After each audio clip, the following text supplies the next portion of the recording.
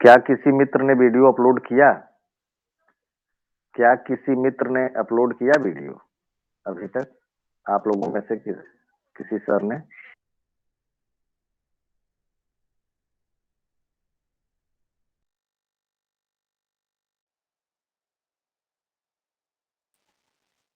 नहीं sir, sir मैं आज करूंगी। रवीश जी मैम मेरा भी ये नहीं हुआ। सर मैं लोग अपलोड कर रहे हैं तो मैंने तो कर दिया, मैंने भी कर दिया। टर्न इन का ऑप्शन आ रहा है, तो क्या टर्न इन दिखा देगा तो मान लिया जाएगा कि हो गया?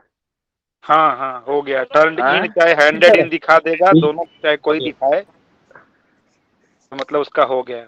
अच्छा, तो सर नीचे नीचे नीचे ये दिखा रहा है कि अनसबमिट हाँ दिख रहा है। बिल्कुल हाँ दिखाई तो देगा। एक चीज और अनसबमिट आप पूछना था करेंगे, कि आज दूसरा कुछ करना चाहते हैं, क्लास का उसकी केवल जगह एक पे लिंक अगर आया कोई गलत कर दिए हैं तो सर उसके लिए आवाज अनसबमिट करना नहीं। है। आज का एक सर ही जब लिंक का ऑप्शन आप बदलना चाहते हैं, फिर से करना चाहते हैं। दोबारा को सबमिट करेंगे। Participants please be on mute. Parvesh Sahib is here. जी good morning sir. Participant mute करिए, सर आ गए हैं। Good morning good morning sir. Good morning sir. Good morning sir. Good morning sir. Good morning sir. Good morning sir. Good morning sir. Good morning sir. Parvesh Sahib sir please start करिए। Okay, I am starting. Mazhar Saab, thank you. So, thank you very much sir, thank you. thank you.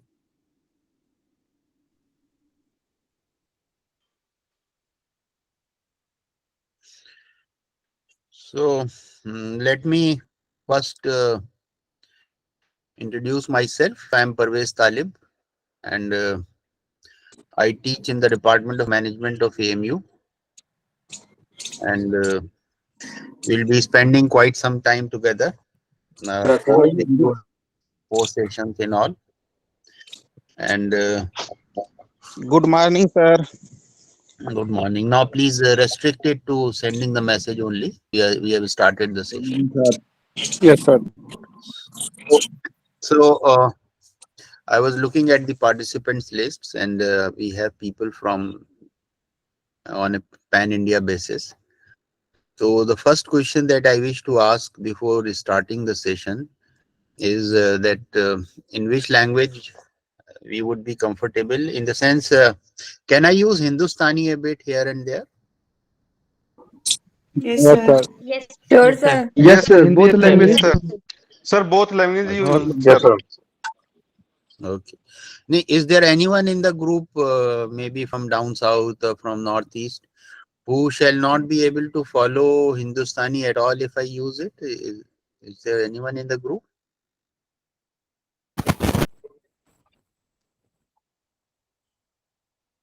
You have been now together for quite some time. What has been the strategy of other resource persons? Have they been all English or using a mix?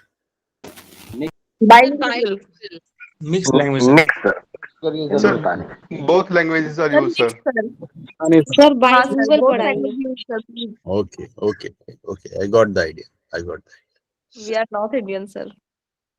Mostly North Indians, yes, I know. But we have to be fair to everyone. If there is one person in the group who will not be able to follow Hindustani at all, then we have to be careful. Now, let us start the session. Actually, the session is going to be a very interactive kind of session in which the participants will be playing actually the lead role, because this is on presentation skills, and we can learn it only by doing it.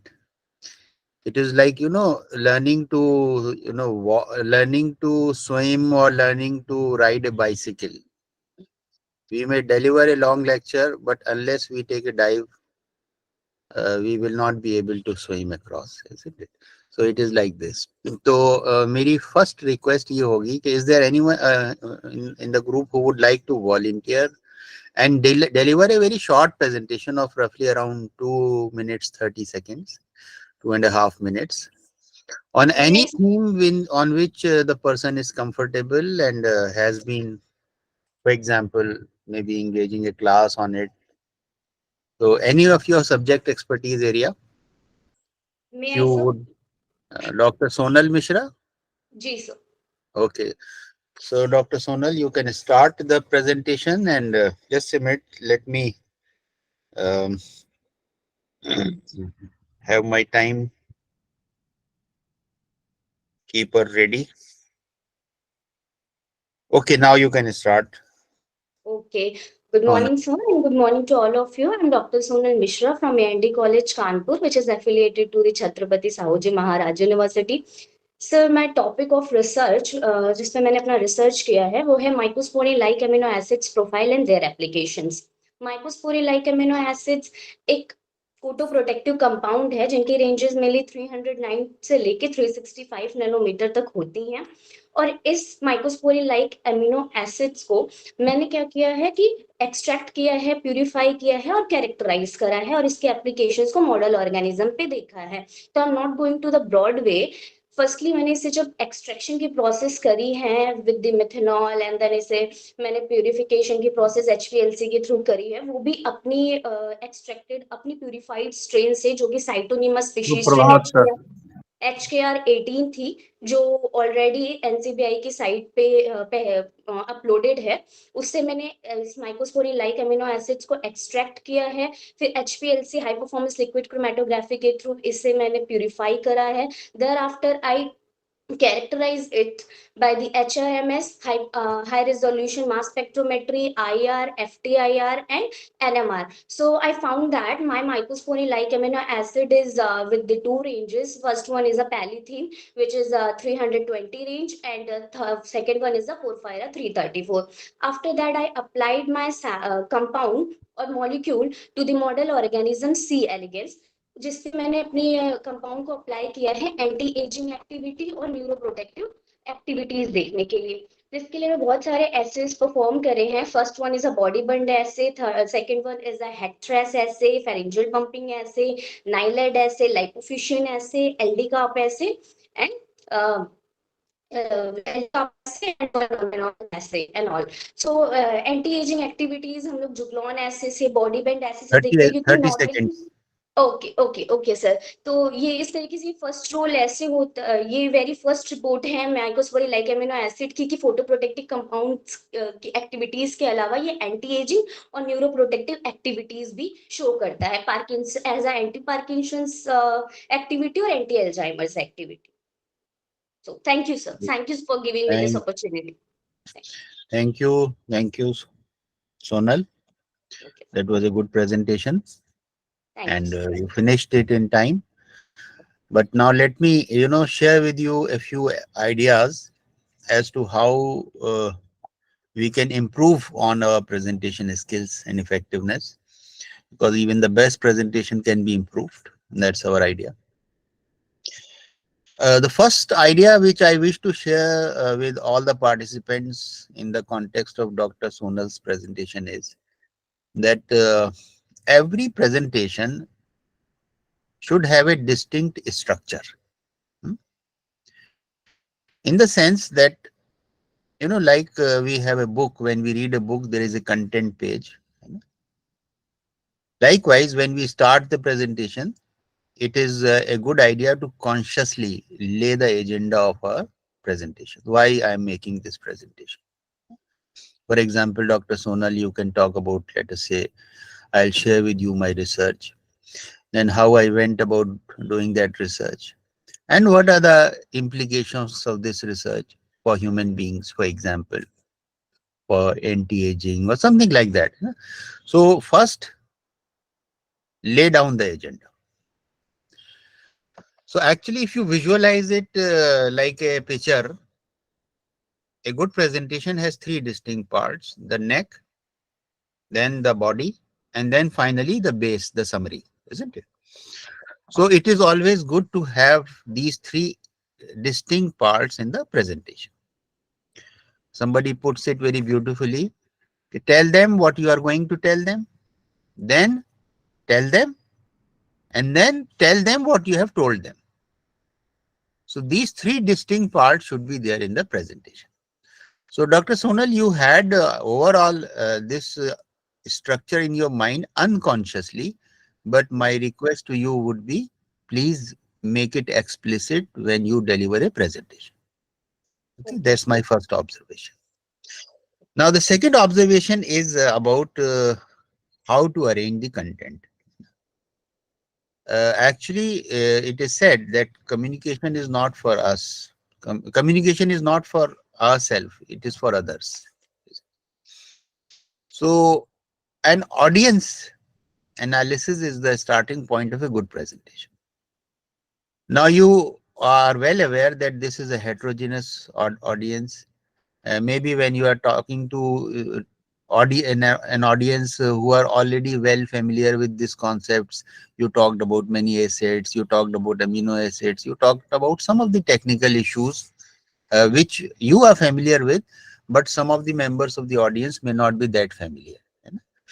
So one of the biggest challenge for a technical presentation is how to bring it to the level of the audience if the audience do not have the background knowledge of the terms or the concepts that we intend to use in our presentation.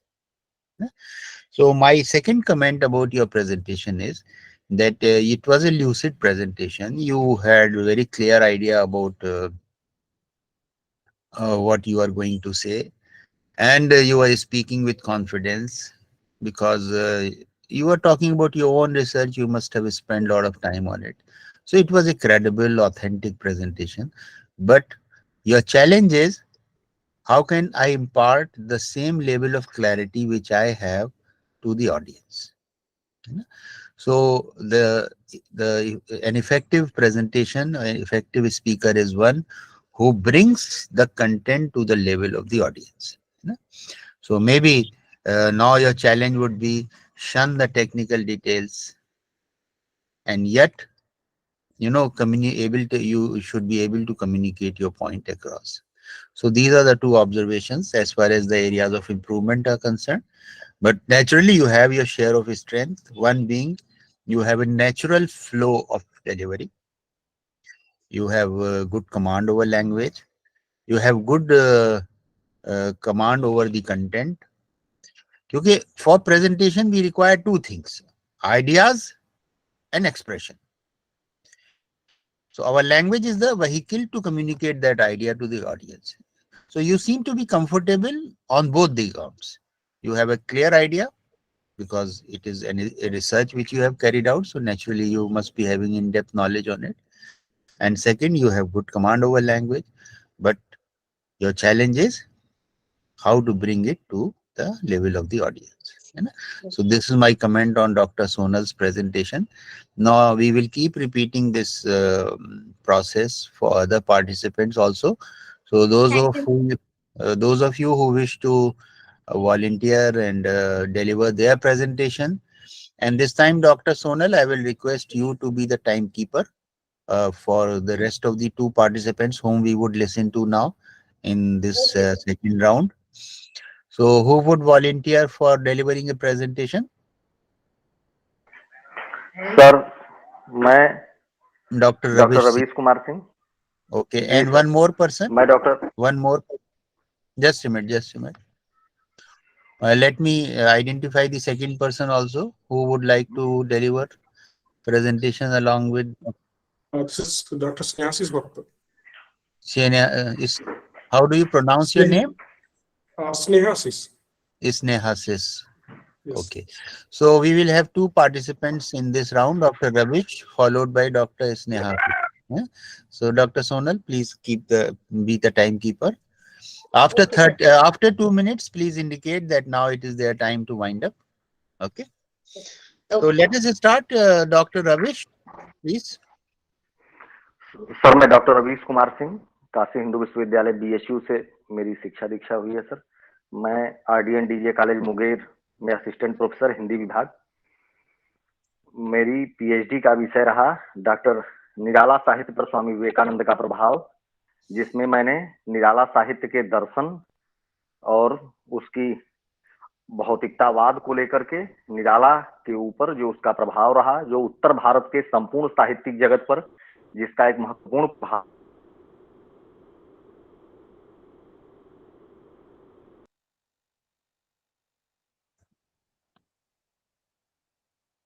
उसी को मैंने रेखांकित करने का प्रयास किया है में जो कुछ भी उनकी उपलब्धियां रही हिंदी के जो कुछ भी पूरे वैश्विक समाज को लेकर के पूरी दुनिया को लेकर के जो कुछ भी उन्होंने बताने का प्रयास किया मनुष्यता को लेकर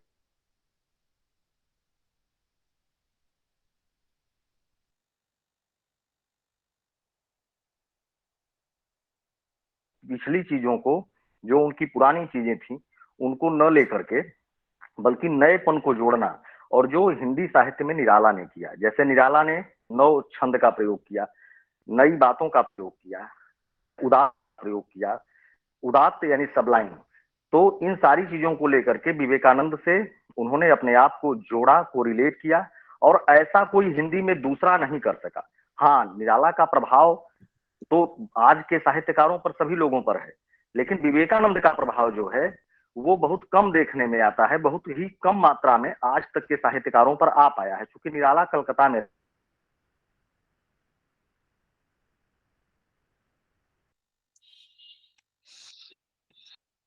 Dr. Ravish, there is some problem in the internet connection. अपने पीएचडी कार्य में मैंने दिखाया है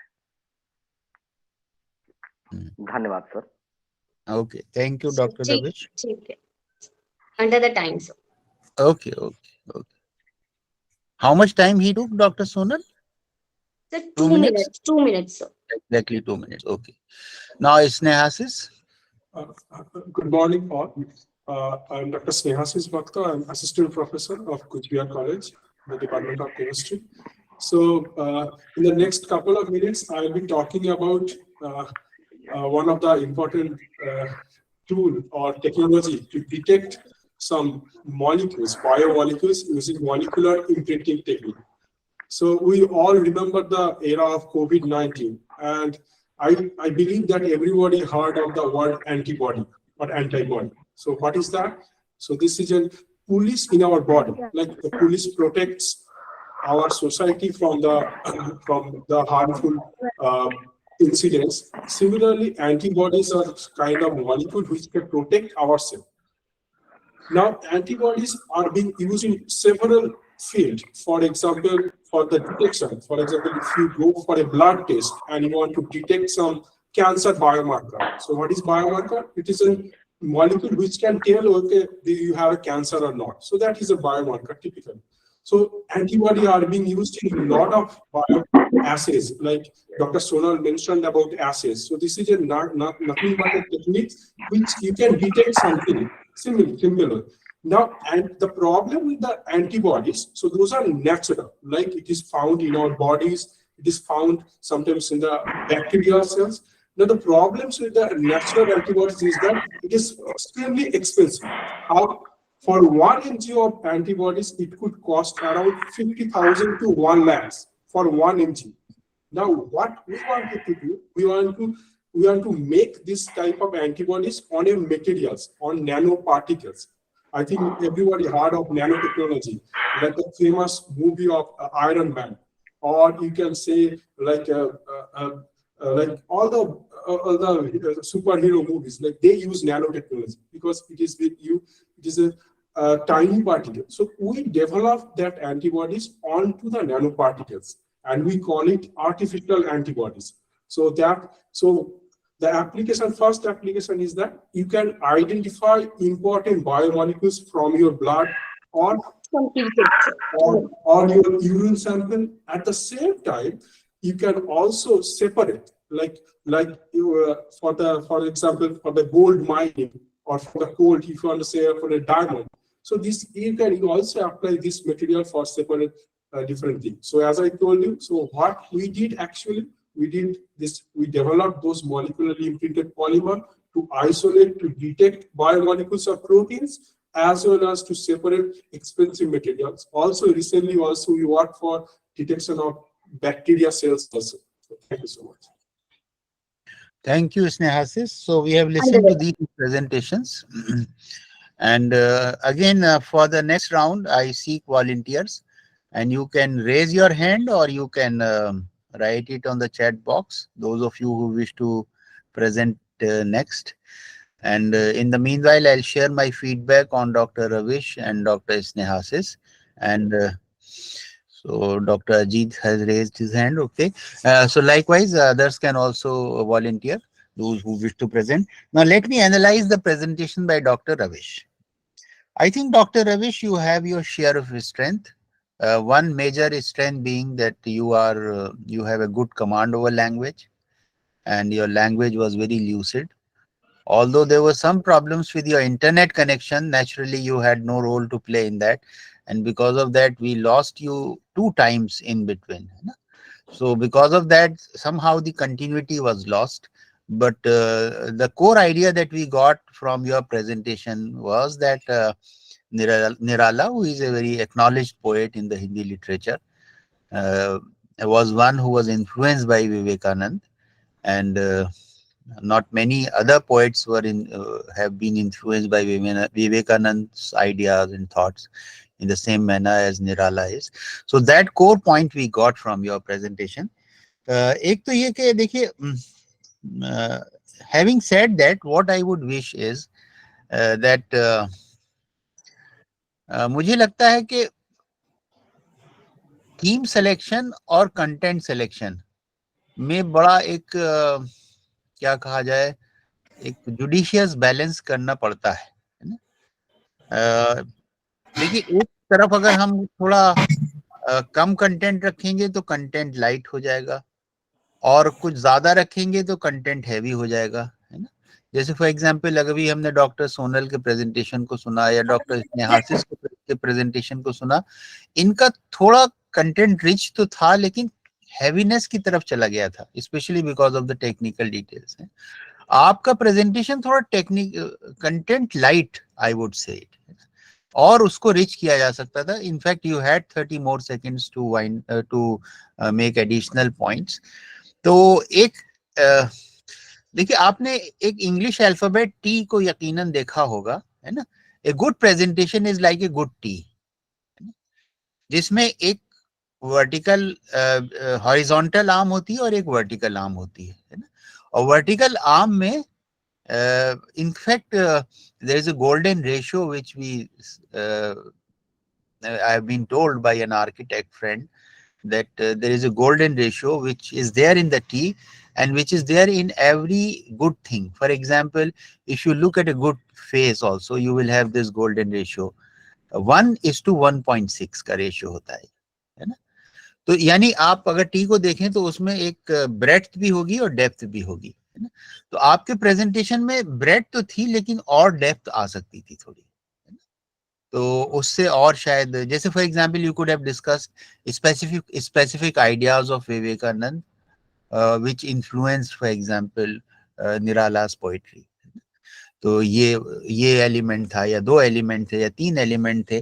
तो likewise this could make your presentation even more content rich. So my comment to you is you are blessed with a beautiful command over language. Your flow was very good. Your content selection was also good, except for the fact that maybe 10 to 15% और अगर उसमें enrichment होता तो और अच्छा हो जाता। So overall it was an impressive presentation, and you communicated that with with confidence, with clarity, and with feelings. Naturally आपने इस पे रिसर्च किया है तो आपने इसको अच्छे से एक्सप्लोर भी किया होगा। तो एक अच्छा, जिसे हम कहते हैं दिल और दिमाग का समावेश आपके प्रेजेंटेशन में नजर आया। It was a good attempt bye you, make it even more rich,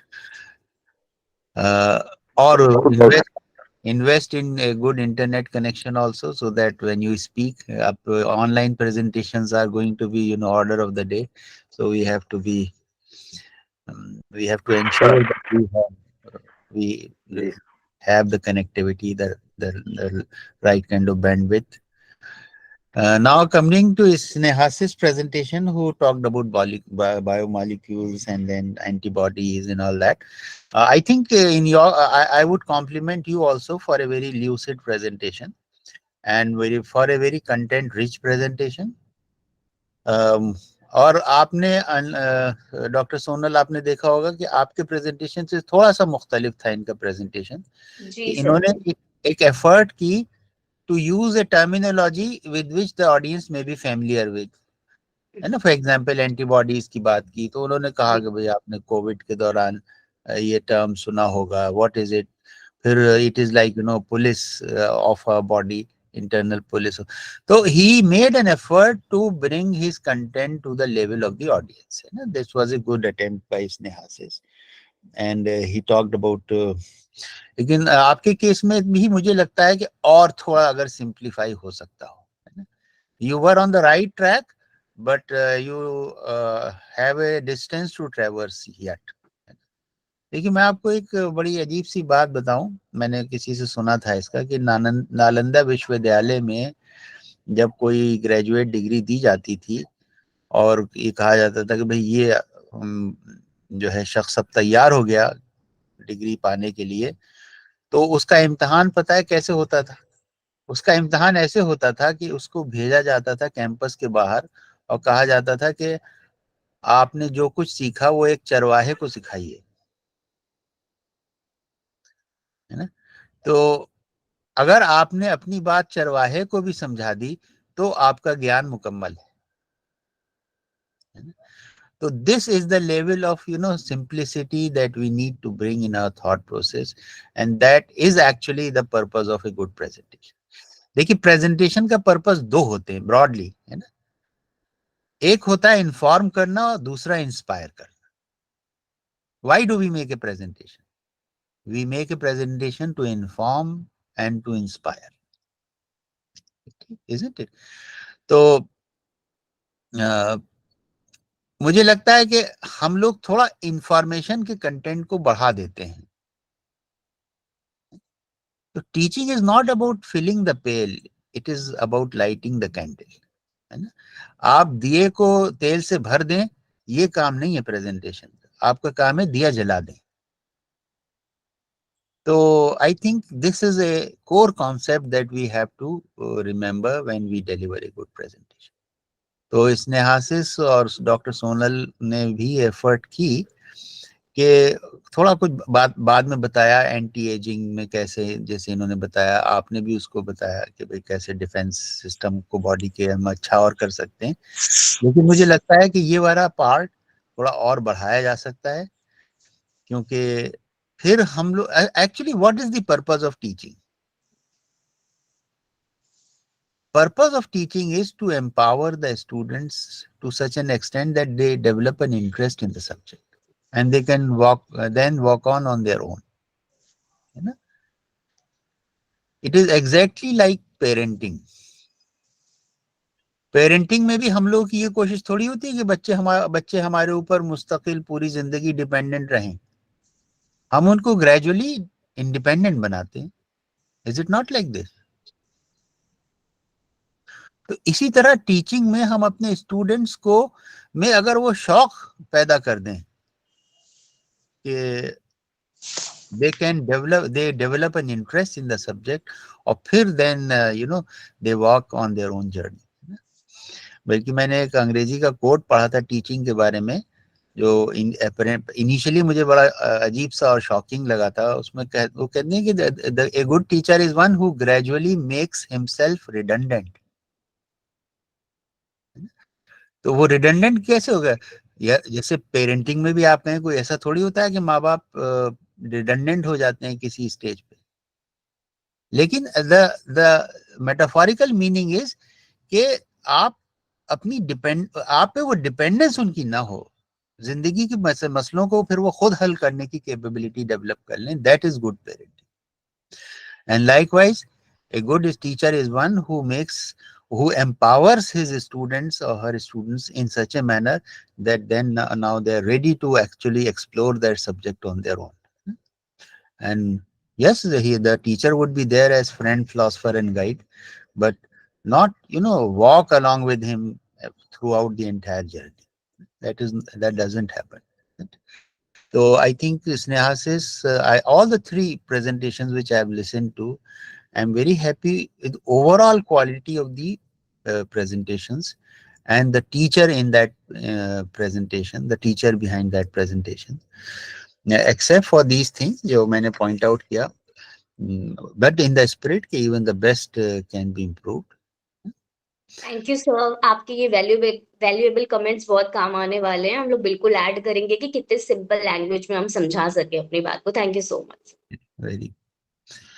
एक शेर है जुस्तजू के खूब से है खूब तर कहाँ, अब अब ठहरती है देखिए जाकर नजर कहाँ। तो खूब से खूब क्या तर बात है सर। अब खूब से खूब तर की तलाश जो है वही अच्छे स्पीकर की पहचान होती है ना, बल्कि स्पीकर की नहीं, अच्छे इंसान की पहचान होती है। So we are all, growing up in our own ways. So I think now I would like to listen to Dr. Ajit Kumar Pandey and Dr. Prem Lata Devi. They have raised their hand, and Dr. Ajit had some doubts. Actually, we are requesting the participants to deliver a presentation of 2 minutes and 30 seconds. And Dr. Sonal is the timekeeper. So after 2 minutes, she will indicate that now it's your time to wind up. And you can speak on any theme related to your subject expertise. So that's the idea. So Dr. Ajit, Dr. Premlata, and then Navneet Tiwari. These are the three speakers whom we listen to in this round. So Dr. Ajit, you can start your presentation, and please lower your electronic hand because we should be able to see you full. Please lower this electronic hand. It is blocking your view.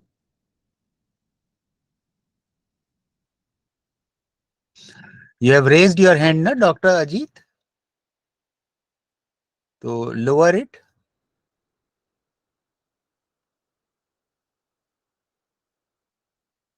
अभी आप muted हैं, unmute कीजिए अपने आप को। Doctor Ajit, you are muted.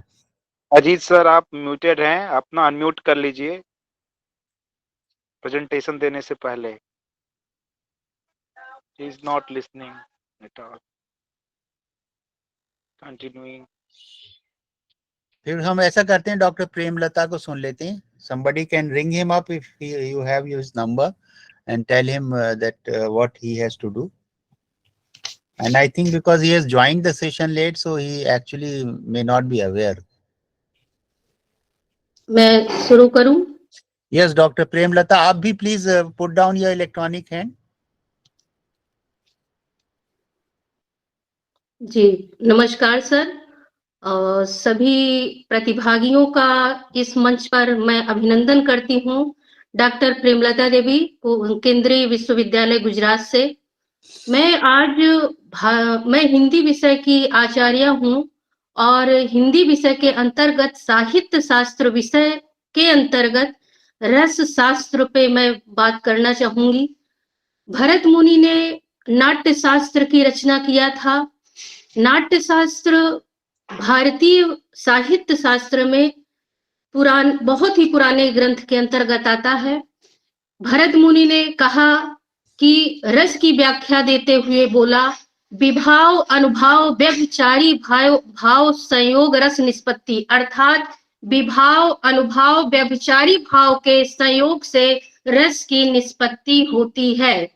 उन्होंने कहा कि रस को काव्य की आत्मा कहा। उन्होंने कहा कि रस ही काव्य में अगर ना हो तो व्यक्ति नीरस हो जाए। रस की अपनी एक उपयोगिता होती है, इसीलिए इन्होंने इसे ब्रह्मानंद सहोदर भी कहा। तो इस प्रकार से हम देखते हैं कि अलंकार शास्त्रियों ने अलंकार की अलग तरह व्याख्या की, वक्रोक्ति संप्रदाय के सिद्धांत शास्त्रियों ने अलग तरह व्याख्या की, लेकिन भरत मुनि ने बताया कि सभी काव्यों में अगर रस की स्थिति मजबूत नहीं हो तो वह काव्य नीरस हो जाएगा।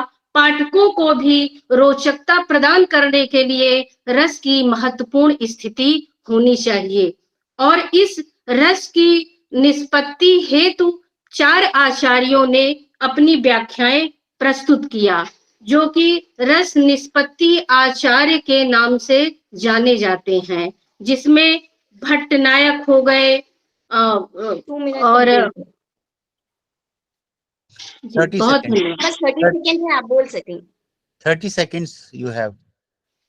जी, तो 4 आचार्यों ने इसकी अलग-अलग व्याख्या दी, चाहे वो भट्टनायक हो और अभिनव गुप्त हो, आदि ने अलग-अलग बताया, जिसमें जो सबसे अधिक सर्वमान्य व्याख्या हुई वो अभिनव गुप्त की हुई। उन्होंने अभिव्यक्तिवाद के नाम से अपनी व्याख्या प्रस्तुत किया और उन्होंने यह किया कि जिस चीज को हम अनुभव कर सकें उसी को हम अभिव्यक्तिवाद के नाम से जानते हैं। बहुत बहुत धन्यवाद। Thank you. It's on time. Navneet Tiwari, please. Yes.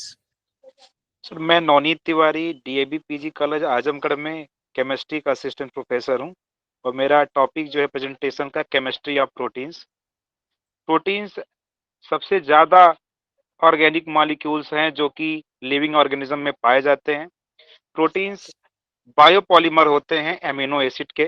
Biopolymer इस सेंस में कि चूंकि ये बायोलॉजिकल सिस्टम जैसे ह्यूमंस और एनिमल्स में पाए जाते हैं और एमिनो एसिड इनका मोनोमरिक यूनिट होता है। जैसे किसी भी पॉलीमर में कई मोनोमर यूनिट जुड़ी होती हैं, उसी तरह प्रोटीन में कई एमिनो एसिड एमाइड बॉन्ड जिसे हम पेप्टाइड बॉन्ड भी कहते हैं लिंक्ड होते हैं।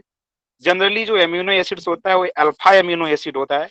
अल्फा का मतलब एक एमिनो ग्रुप और COOH ग्रुप कार्बोक्सिल ग्रुप एक अल्फा कार्बन पे अटैच्ड रहता है और ये एमिनो एसिड्स जुड़ करके कंप्लीट प्रोटीन चेन बनाते हैं। प्रोटीन्स के सेवरल फॉर्म्स हैं, कई टाइप में पाए जाते हैं, जैसे स्ट्रक्चरल प्रोटीन्स, केराटिन और कोलेजन जो कि हमारी स्किन, हमारे नेल्स, हमारे हेयर्स को मजबूती देते हैं। ट्रांसपोर्ट प्रोटीन जिसमें हमारा हीमोग्लोबिन बहुत बड़ा उदाहरण है, जिससे मेरे बॉडी में पूरी तरह से ऑक्सीजन का फ्लो अप बरकरार रहता है। इसी तरह से सर अभी एंटीबॉडीज का कह रहे थे, एंटीबॉडीज भी एक तरह से प्रोटीन ही है।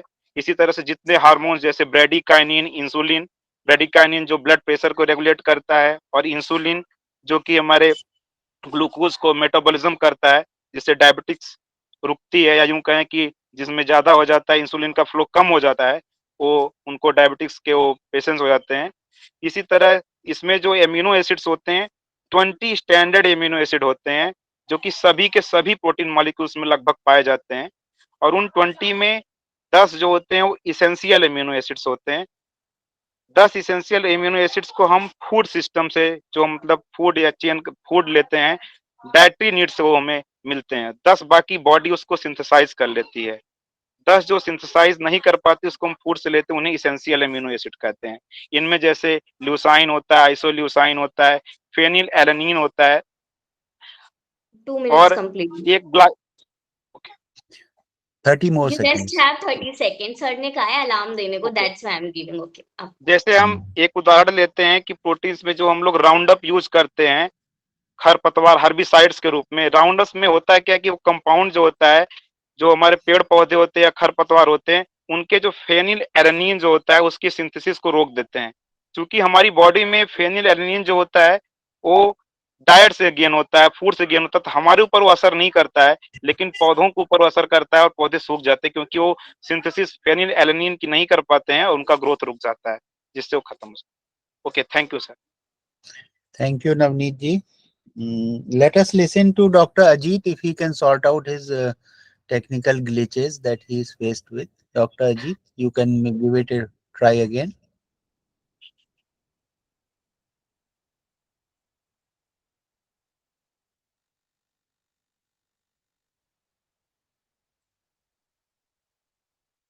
Dr. Ajit, Dr. you have Ajit, आप problem with your mic.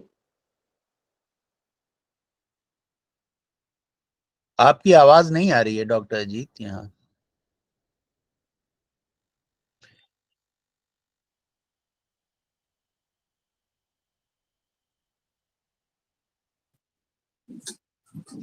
Good morning sir. Sir मेरा भी नहीं अपलोड हो रहा है, क्या मैं भी अभी दे सकती हूँ प्रेजेंटेशन? डॉक्टर अर्चना नहीं, कुमारी। अभी मैंने आपका, हाँ डॉक्टर अर्चना आपका नाम मैंने नोट कर रखा है, लेकिन पहले डॉक्टर रविंदर सिंह साहब ने हाथ रेज किया था, तो अगर डॉक्टर रविंदर जी अपनी बात रखना चाहें तो आई विल। हेलो, या फिर अगर वो नहीं है तो डॉक्टर राजेंद्र प्रसाद साहब। नहीं सर, मैं बोल रहा हूँ सर। अच्छा, doctor Ravinder Singh. Good morning all of you. Good morning sir. Yes, good morning. Sir actually मैंने जो अपने पीएचडी के टाइम पर एक टॉपिक पर जो काम किया था, उस टॉपिक से संबंधित मैं एक अपने विचार व्यक्त करना चाहता हूँ सभी के समक्ष, जो ह्यूमन के साथ साथ सोशल वेलफेयर में भी थोड़े से इम्पोर्टेंट है। सर हमारा जो पीएचडी का, मैं डॉक्टर रविंद्र सिंह चौहान बॉटनी में असिस्टेंट प्रोफेसर हूँ लखनऊ, श्री जयनारायण मिश्र पीजी कॉलेज लखनऊ में। तो पीएचडी के टाइम पर सर मेरा टॉपिक था assessment of morphological and cytogenetical changes of some dyes on plants. Actually sir जो हम लोग डाइज यानी डिफरेंट कलर्स जो भी हैं, डाइज हैं, पिगमेंट्स हैं, सिंथेटिक डाइज भी हैं जिसमें कॉन्गो रेड भी है, बहुत सारी जगह आजकल हम लोग आप देखते हैं कि मेडिसिन में भी, इवन देन आइसक्रीम में, खाने पाने की चीजों में भी, हर जगह जो कलर यूज हो रहा है, इन कलर का किस तरीके से हम लोगों की सेहत पर, एनवायरनमेंट पर किस तरीके से इम्पैक्ट पड़ता है, इस पर ये सारी हमारी जो है रिसर्च का जो है टॉपिक था। तो उसी से संबंधित हम लोग आज मैं अपना विचार रखना चाहता हूँ। सर होता क्या है कि मैंने खुद ये इन सब चीजों को एक बार चेक किया अपने रिसर्च के टाइम पर। डिफरेंट कंसंट्रेशंस, अलग अलग डाइज के लिए अलग अलग डाइज हमने कलेक्ट की, कॉन्गो रेड लिया और इंडिगो ब्लू लिया, कुछ सिंथेटिक डाई थी, कुछ नेचुरल डाइज थी, उनमें कंपैरेटिव स्टडीज थी प्लांट्स पर, और उन डाइज का हमने प्लांट्स को ट्रीटमेंट दिया, प्लांट्स के सीड्स को ट्रीटमेंट दिया। तो पहले हमने फर्स्ट ऑफ ऑल ये देखा कि जिसमें कंसंट्रेशन ज्यादा है, तो उस ज्यादा कंसंट्रेशन में सीड का जर्मिनेशन भी इफेक्ट हो रहा है, और जर्मिनेशन होने के बाद ये प्लांट्स की जो है पर्टिकुलर सीडलिंग अगर हुआ तो उसकी ग्रोथ भी इफेक्ट हो रही है। इसका डायरेक्ट इम्पैक्ट ह्यूमन बॉडी पर क्या है? देखिए सर, ये जो इफेक्ट कर रहा है तो वो एक तरीके से देखा जाए तो साइटोलॉजिकल इफेक्ट है, तो सेल्स को साइटोटॉक्सिक होता है। तो अगर ये डाइज जो है एक हायर डोज में साइटोटॉक्सिक है, अगर ये हाई डोज में अगर किसी तरीके से, हालांकि मैन्युफैक्चरिंग कंपनीज भी अब तो यूज करती हैं कि, लेकिन जो ऑथराइज्ड है बहुत सारी चीजों में, तो अगर ये एक लिमिटेड में यूज की जाए तब तक तो ठीक है कुछ हद तक, अदरवाइज इनका अगर हायर डोज देखा जाए तो ये साइटोटॉक्सिक होता है, एंड ये साइटोटॉक्सिक में कॉज वेरी सेवरल डिसऑर्डर्स और डिजीजेस। और एक्वाटिक लाइफ में भी अगर हम बात करें, अगर सपोज करिए कोई प्योर वाटर है, अगर आप देखेंगे पानी साफ है, तो वो साफ पानी में हम ज्यादा नीचे गहराई तक देख पाते हैं। जब उसमें इम्प्योरिटीज मिल जाती हैं, सपोज करो डाइज, उसमें कोई इंडस्ट्रियल एफ्लुएंट उसमें चला गया जिसमें कलर थे, उसके बाद हम उसमें अपनी डेप्थ तक हम नहीं देख पाएंगे। जब हम नहीं देख पाते हैं तो इसका मतलब सनलाइट भी वहां पर गहराई तक, अपनी डेप्थ तक नहीं जा पाएगी, और सनलाइट नहीं जा पाएगी तो फिर वहां पर aquatic life, plants as well as animals जो है वो अफेक्ट होते हैं। इसमें डिसॉल्व ऑक्सीजन का लेवल भी कम होता है डाइज से, इन कलर से, वाटर की बॉडीज का, जिससे एक्वाटिक लाइफ पूरी तरीके से अफेक्ट होती है। तो हम इसमें कह सकते हैं कि बड़े स्केल पर बहुत सारे चेंजेस होते हैं। एक 2.5 मिनट में इन सबको एक्सप्लेन करना पॉसिबल नहीं है, बट हम इतना कहना चाहते हैं बस लास्ट जो स्टेटमेंट, कि डाइज का जो यूजेस है, इसकी जगह कंपैरेटिवली कुछ हम यूज करें कि नेचुरल डाइज, जो नेचुरल कलर्स हैं, उनका यूज किया जाए। Synthetic dyes are very cytotoxic. Thank you. Very good, Dr. Ravindra. So we have listened to 3 presentations and they were very good presentations, I would say, especially the last one. I am very impressed by the performance of Dr. Ravinder Singh. लेकिन बाकी presentations की भी अपनी strengths थी। देखिए, starting with doctor Premlata, Premlata ji ma'am, देखिए आपका presentation बहुत अच्छा था और I would say very content rich presentation था। Thank you sir. अब आपको जो जिस पे काम करना है, देखिए 2 बातें, एक तो ये कि हम अक्सर बात करते हैं कि कुछ चीजें हम जानते हैं लेकिन हम उनको इम्प्लीमेंट नहीं कर पाते, है ना। इसको हम मैनेजमेंट पार्लेंस में कहते हैं नोइंग डूइंग गैप, है ना। तो बहुत से सिंपल आइडियाज होते हैं, जैसे फॉर एग्जांपल मैंने स्ट्रक्चर की बात आपके सामने पहले रखी थी कि every good presentation should have a structure, है ना। हम लोग बारहा जब भी कोई किताब पढ़ते हैं, हम देखते हैं कि एक कंटेंट पेज होता है, फिर बाद में एक समरी होती है उसकी किताब की, जो कंक्लूडिंग पेज, कंक्लूडिंग चैप्टर होता है।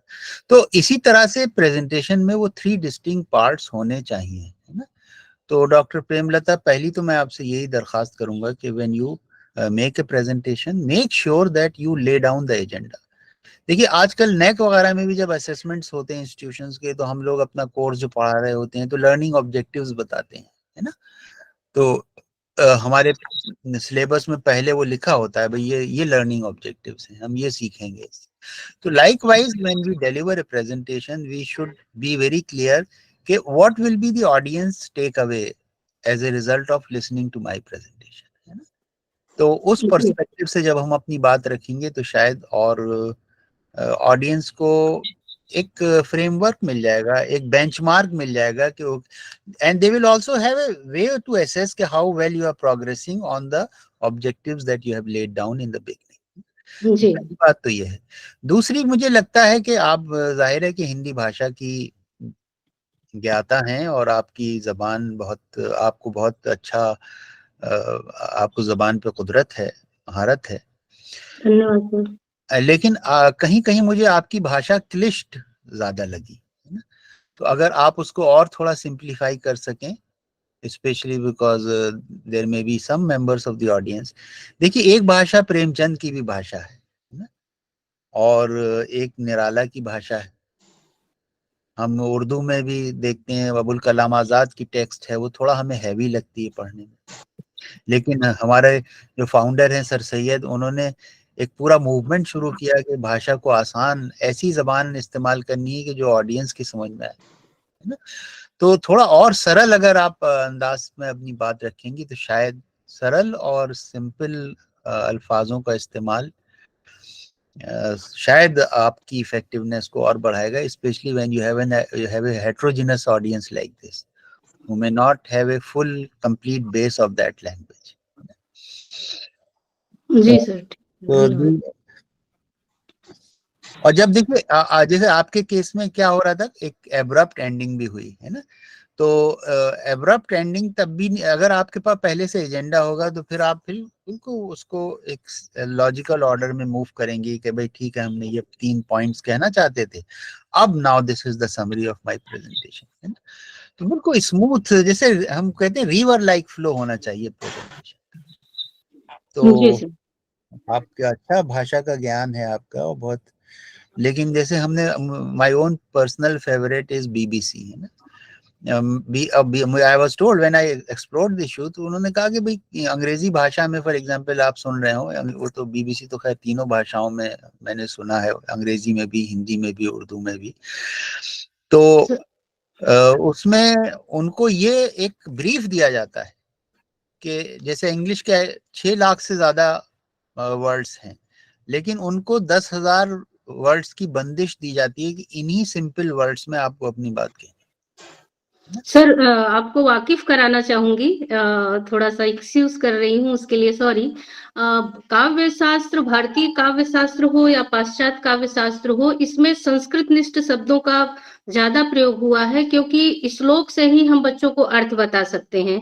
सारा भारतीय काव्य शास्त्र में भी संस्कृत से आए हुए शब्द हैं, तो उसमें हम कितना भी करेंगे, हमें कुछ श्लोक तो बटोरना ही पड़ता है, क्योंकि हम अगर उसको नहीं लेंगे तो अब जैसे हम आपको, हमें काव्य प्रयोजन ही पढ़ाना है, तो हम काव्य प्रयोजन का जो दिया उन्होंने, मम्मट ने दिया, दंडी ने दिया, बामन ने दिया। मैं आपकी बात समझ गया। और जब मैं कोई भी अगर फीडबैक दे रहा हूं तो मेरी बस आपसे ये दरखास्त है, not only to you, for rest of you also, जी सर। आप उस फीडबैक पे 5-6 घंटे गौर कर लीजिएगा। आपको अगर उसमें वर्थ लगे तो नहीं सर, उससे तो मैं सहमत हूँ, अगर आप कुछ बता रहे हैं तो वो तो, उससे तो सहमत हूँ, बस मैं अपनी बात रख रही थी कि मैं काव्य शास्त्र पढ़ा रही थी।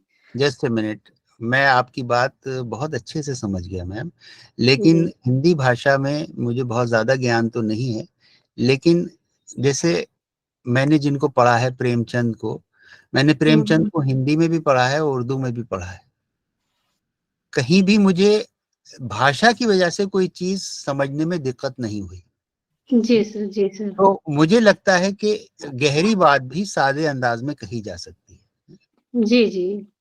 और एक सरल भाव जो होता है, एक सरल अंदाज होता है, तो अगर उस अंदाज को आप और सोच लीजिए, अगर कर सकती हैं कर लिए, वरना आपको बिल्कुल और सर, बिल्कुल फिर सर। दूसरा देखिए, हर चीज जो है वो सिचुएशन स्पेसिफिक होती है ना। जी सर, जी आप सर। जब काव्य के बारे में पढ़ा रही हो अपने हिंदी के स्टूडेंट्स को, तो एक ऐसी भाषा का आप इस्तेमाल कर सकती हैं कि जिसका एक स्तर हो, है ना। जी बिल्कुल सर। यहाँ एक हेट्रोजिनस ग्रुप है, तो मैं उसके पॉइंट ऑफ व्यू से आपको फीडबैक दे रहा था। जी तो सर। अगर आप उसको, आपको लगे कि हाँ इसमें कुछ वर्थ है नहीं, तो मैं सहमत हूँ सर आपकी बात से, वरना मैं सहमत हूँ सर।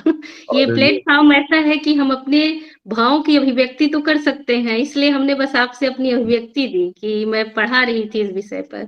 मैं अभी आपको एक शेर सुनाता हूँ, देखिए हिंदी उर्दू का शेर है। जी, मुझे बड़ा पसंद है, मैं गजल लिखती भी हूँ।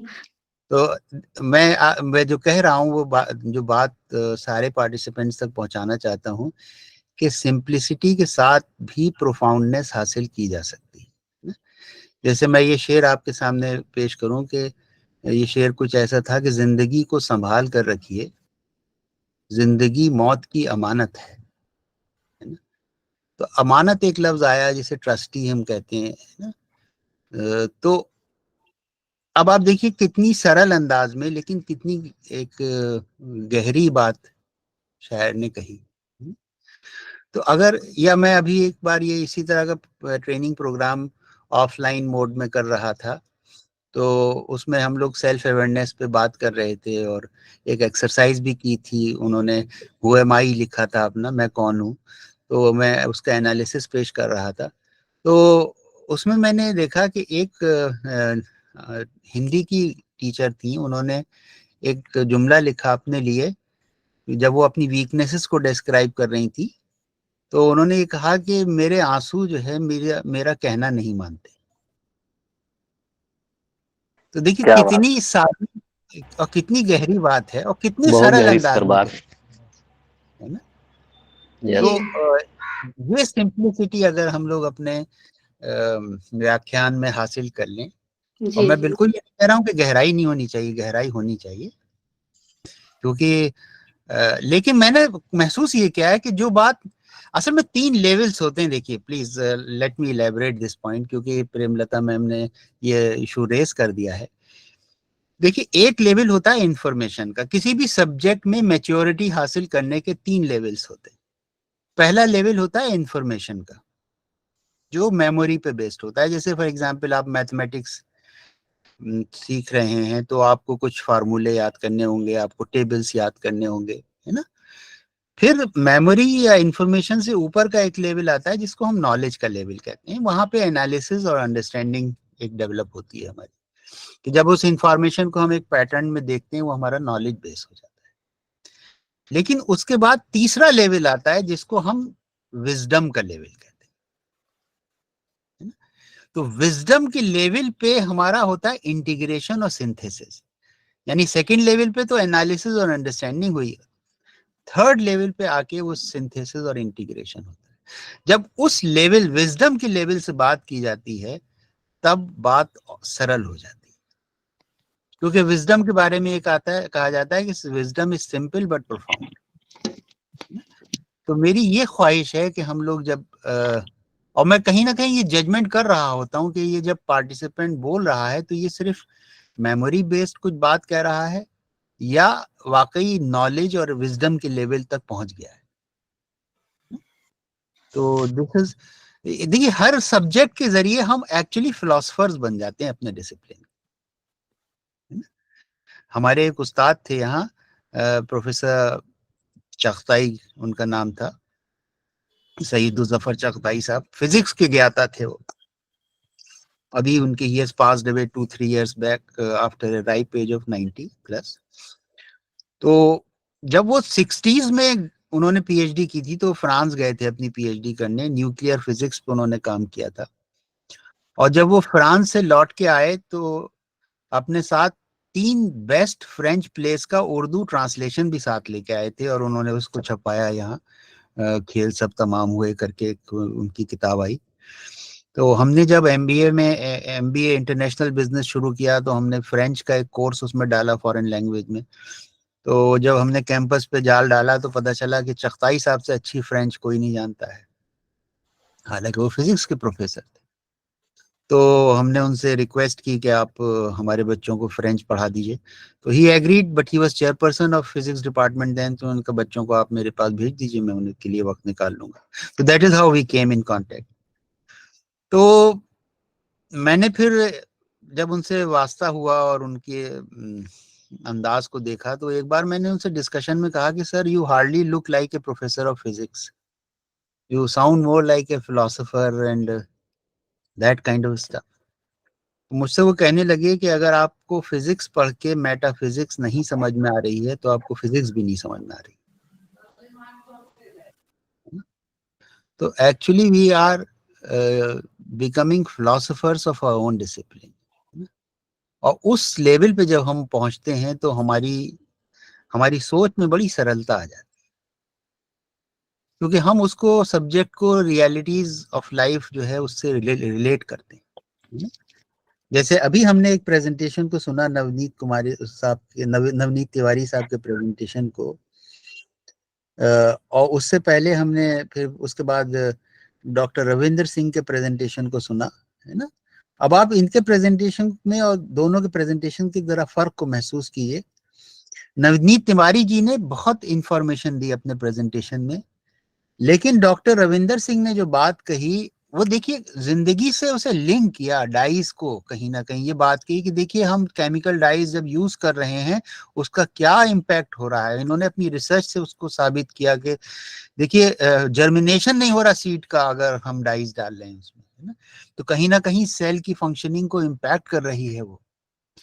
तो बात दोनों की इंफॉर्मेशन रिच थी, लेकिन डॉक्टर रविंदर सिंह जी की बात जो थी वो लिंक हो रही थी जिंदगी से। तो मैं ये चाहता हूं कि जब भी हम अपने सब्जेक्ट को जिए, तो जब हमारा सब्जेक्ट हमारा ओढ़ना बिछौना हो जाता है, तो वो हमारा it becomes our eyes to look at the reality of the world. कोई आदमी बॉटनी के एंगल से देख रहा है उसे, मैं अपने मैनेजमेंट के एंगल से देखूंगा और आप हिंदी के एंगल से देखेंगे, है ना। तो उस लेवल पे जब चीजें आ जाती हैं तो उनमें बड़ी सरलता आ जाती है। तो दिस इज माय विश। जैसे तो यही मेरा कमेंट होगा मेरे ख्याल से डॉक्टर नवनीत तिवारी के प्रेजेंटेशन पे भी, कि आपने प्रोटीन्स के बारे में बात की और इंफॉर्मेशन रिच था, लेकिन मुझे लगता है कि और उसको सरल बनाया जा सकता है। और थोड़ा सा आप नवनीत जी जब आप प्रेजेंटेशन दें तो एक बात और ख्याल रखिएगा कि आई कांटेक्ट बहुत इंपॉर्टेंट होता है ना। ऑफलाइन क्लास में तो और भी इंपॉर्टेंट होता है। नेचुरली हम क्लास में जब बच्चों से आंख में आंख डाल के बात करते हैं तो उनको लगता है कि हाँ एक कनेक्ट है हम लोग का उनसे, है ना। तो थोड़ा सा आपका मैंने ये महसूस किया कि डायरेक्ट आई कांटेक्ट आप शायद कैमरे की तरफ नहीं देख के बात कर रहे थे, तो अगर ऐसा हो तो और शायद कनेक्ट बेहतर हो जाएगा। थोड़ा एक एवेसिव वो होता है कि जैसे दूर देख रहे हो ऊपर देख रहे हो, तो अगर और स्पेसिफिक आई कांटेक्ट होगा तो बहुत अच्छा रहेगा। अब मैं डॉक्टर रविंदर के प्रेजेंटेशन से बहुत इम्प्रेस्ड हूँ, बहुत अच्छा प्रेजेंटेशन था। यही बात मैं एक्चुअली कहना चाह रहा था बहुत पहले। Doctor Ravinder, can you open your video? I am speaking to you. Yes, sir. Yes, sir. Yes, sir. Just.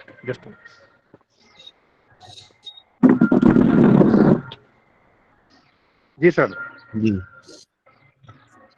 तो मुझे लगा कि आपका प्रेजेंटेशन बहुत अच्छा था और आपने बहुत अपनी रिसर्च को ऐसे सिंपल अंदाज में पेश किया उसकी प्रैक्टिस। इसमें एक चीज और मैं बताना चाहता हूँ डॉक्टर रविंदर के प्रेजेंटेशन के कॉन्टेक्स्ट में। देखिए इसमें जब हम लॉजिक की बात करते हैं कि दो तरह की लॉजिक्स इस्तेमाल होती हैं अपने आइडियाज को डेवलप करने के लिए।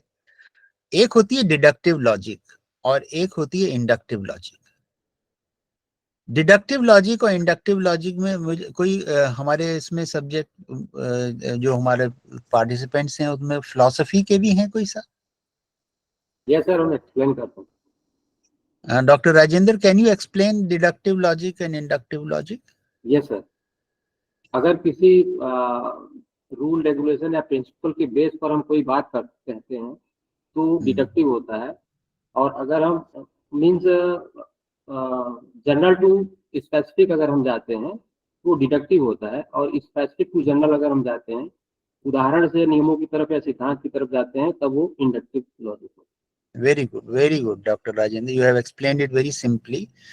यानी आपने अब कोर बात महसूस की हो, तो कोर बात जो डॉक्टर राजेंद्र ने बताई कि हम जनरल से जब स्पेसिफिक की तरफ जाते हैं तो वो डिडक्टिव लॉजिक होती है। नॉर्मली हम लोग क्या होते हैं कि हम किसी थ्योरी की बात करते हैं, फिर हम उसको उदाहरण से एक्सप्लेन करते हैं।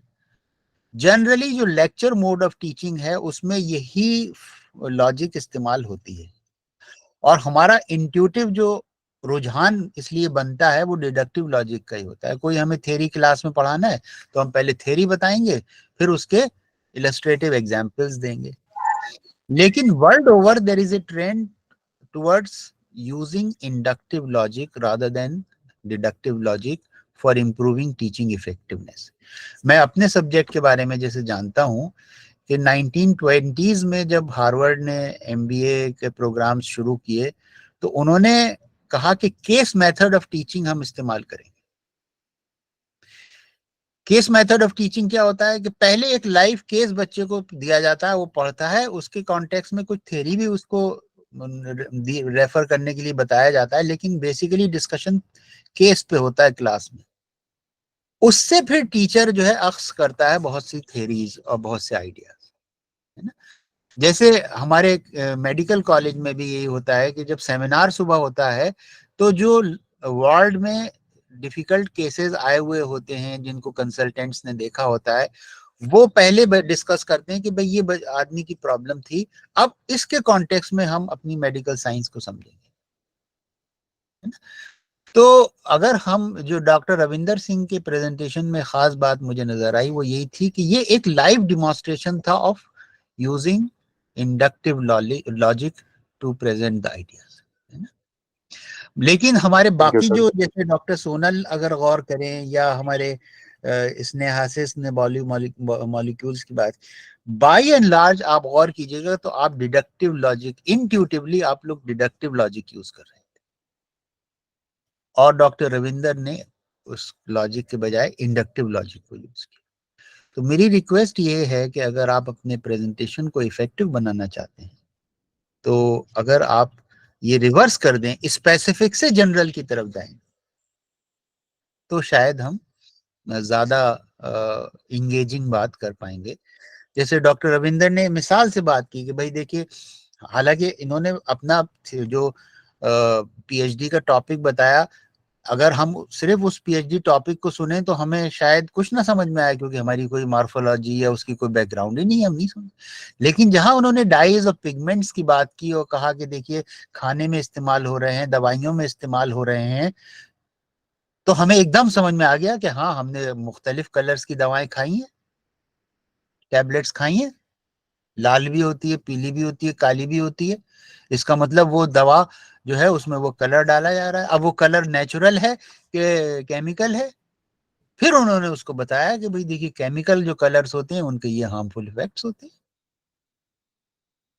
तो ये actually it was a live demonstration of inductive logic which was used by him, and I'm very impressed by his performance. तो डॉक्टर रविंदर, आपका, मुझे लगता है कि I see that philosopher in you, philosopher of the discipline. मुझे लगता है अगर आपका नेक्स्ट चैलेंज मुझे समझ में आया वो ये है, अगर आपकी लैंग्वेज की क्वालिटी और अच्छी और इम्प्रूव हो जाएगी तो you can actually become a philosopher of your discipline. क्योंकि जब फिलॉसफी के लेवल पे आते हैं तब हमें लैंग्वेज की जरूरत होती है। यस सर, है ना। तो that is my wish for you. कहीं ना कहीं थोड़ा जैसे डिक्शन से रिलेटेड भी इश्यूज आए, बहुत माइनर थे, जैसे जा और जा साउंड्स हैं फॉर एग्जांपल, है ना। yes. अब मैं तो थोड़ा उर्दू